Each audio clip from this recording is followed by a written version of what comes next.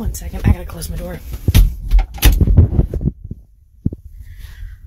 I had a man, right, who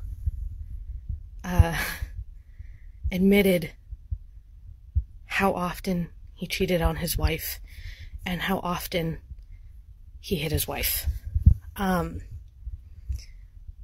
So I said, I'm like, you know, it's okay to let some things die with you, right? I've had a woman who, she lived out in the country, and she was married 3 times. And each one of her husbands died. The first one was from, like, a stomach infection. The second one had a hunting accident. And the third one had a car accident. And she admitted that she actually murdered all of them. We had another one where, and I actually saw it in your comments, but I've heard this, a woman's first husband was incredibly abusive. And she actually gave me this advice. She's like, if you ever marry an abusive man, honey, you need to get a horse. And you need to make sure that your husband learns to ride the horse. Because horses are great covers for head injuries. What else? I had a woman who said her best friend came to her and said, you know, my husband's abusive. And she's like, don't worry, we got it. And they shot him in the back of the head, dismembered him, and then threw his body parts into different parts of the Mississippi River. And sometimes that's just a normal Tuesday for us to hear this stuff. So y'all, this ain't wrong, okay? I used to work in an assisted living facility at night. Well,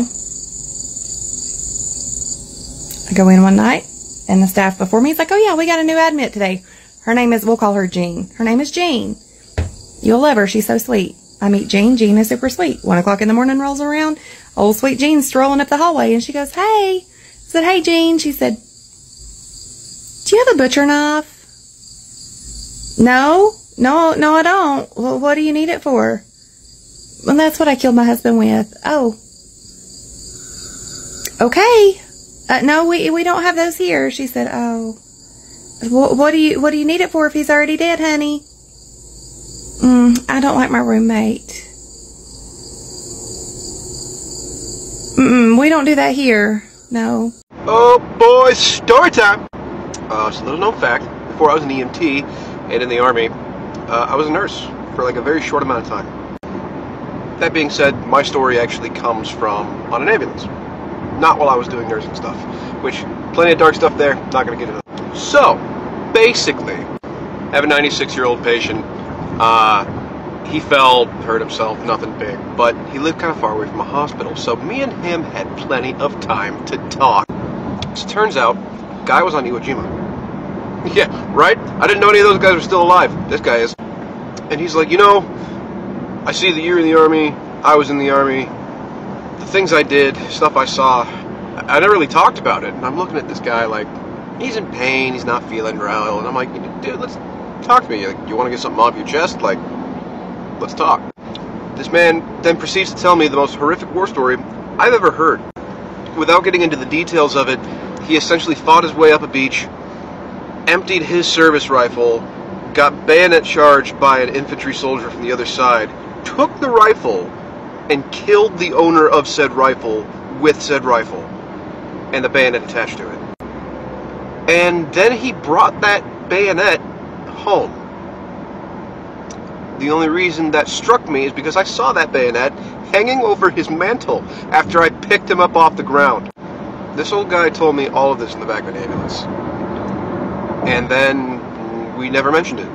I mean, it wasn't important to his patient care, so why would I bring it up? I don't know if he's still around. That was a while ago. And he was already pretty old, not doing well. But, guys, the stuff that some of these people walk around with just astounds me. So I worked in a nursing home for 2 years. And a lot of my patients had dementia and Parkinson's, so they actually confessed a lot of things to me. Things that made me terrified of being around them if they were not frail and fragile and old. But one lady that was so sweet, so kind, absolutely loved her. I'm putting her to bed one night and she grabs my hand and she pulls me in. She goes, "Let me tell you something I've never told anyone. Let me tell you something that not many people know, but I trust you, so I'll tell you. I was a World War II spy." And I didn't know how to respond. I killed over 50, 60 men in about a week. There's a reason we were terrified when that woman found a knife a few months later. I'm sitting on some dead hot girl shit. My friend who is now dead was a boomer, and her grandmother taught her this because her grandmother was a widow here in the southern United States. They lived in Tennessee, but they eventually moved to Texas. If you've ever come to the southern United States, you should know that you're going to probably hear at least one person say, "Oh, bless his heart, oh, bless her heart," as a sort of underhanded compliment. It's an insult. We use it sarcastically nowadays to say, "They are very stupid. May God bless them because I can't." The southern United States is heavily influenced by Christianity, and in general, back in the day, when you were a widow who committed murder, you had to convince the investigative team, if there was any, and the pastor that, of course, you didn't do a damn thing. So the phrase, "Oh, bless his heart," and then insert a description was a code to tell other widows, "Oh yeah, I killed him, and this is how. He drank himself silly, I drowned him. He loved the smoke, set him on fire." Now, I'm not a nurse.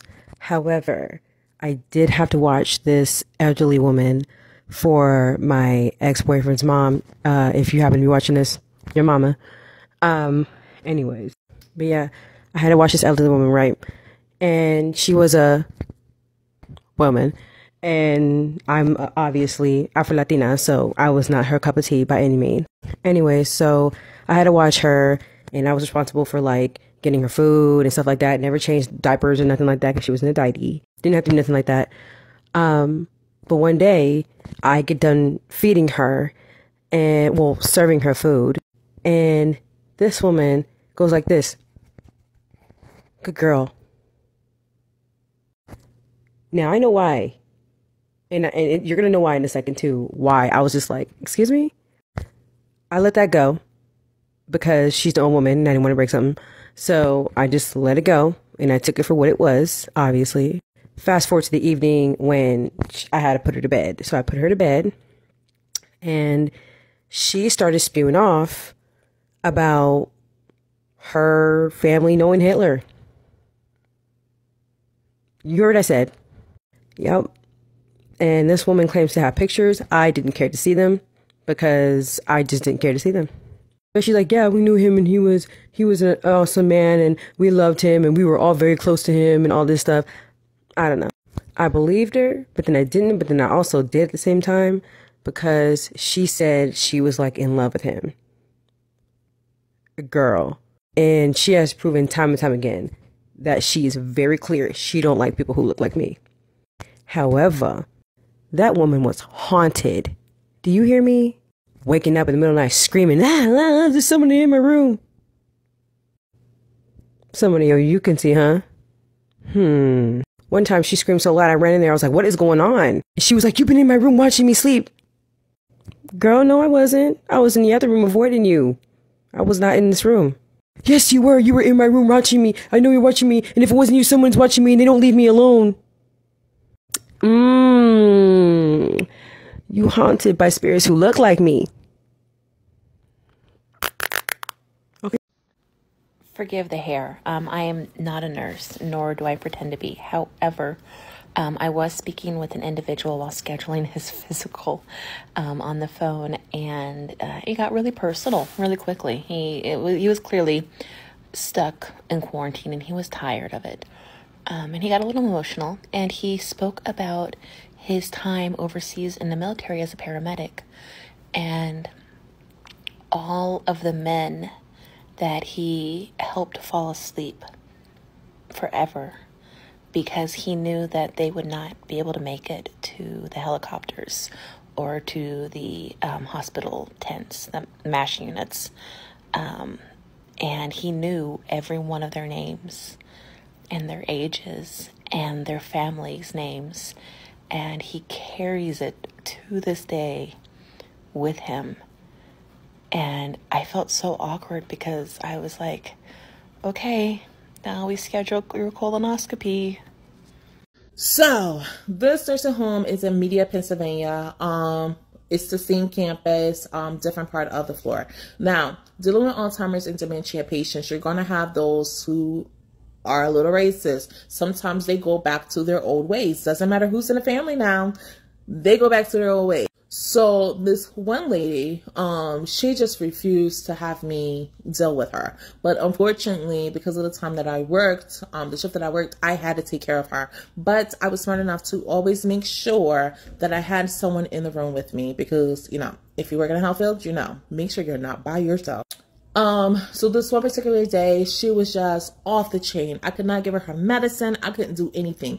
So the way the rooms were set up, they had curtains to go around their beds. It was multiple beds in a room, but they had curtains to go around. So I had my Caucasian coworker. I had her to deal with her while I stood outside the curtain. So she went in there, she closed the curtain, and the patient is like, I don't want that inner B, the N-word, be touching on me. She's trying to kill me. So my coworker's like, she's not trying to kill you. She's just trying to help you. No, she wants to get at me. She knows what I effing did. She knows I killed her effing brother. What you said? So after having her talk a little bit more, my coworker wanted the tea. So the tea was, back when she was 16 years old, she lied to her father, who was a police officer, and told her father that this black boy, well, the N-word, raped her. He never raped her. They were in a relationship. She was pregnant, and she knew that they were going to find out that she was sleeping with a black man when the baby came out.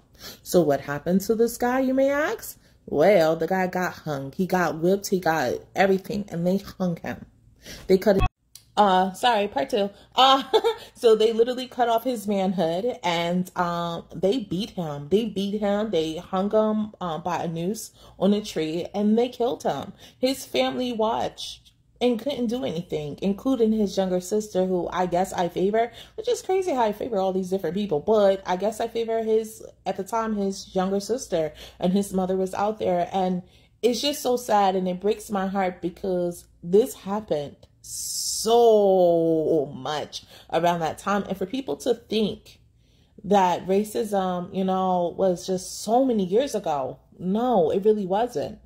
This lady was in her 80s, okay, her early 80s when she, you know, admitted this. And when it was brought up to her family, because the lady who, my coworker, said something to her daughter, she's like, oh, my mother is not like that. She must be talking on her head. No, she wasn't. No, she wasn't, because her brother actually confirmed it. So that's a family secret that her kids didn't even know about, but her siblings knew. So when you want the tea, again, go to someone with Alzheimer's or dementia. They're going to tell you everything, unfortunately.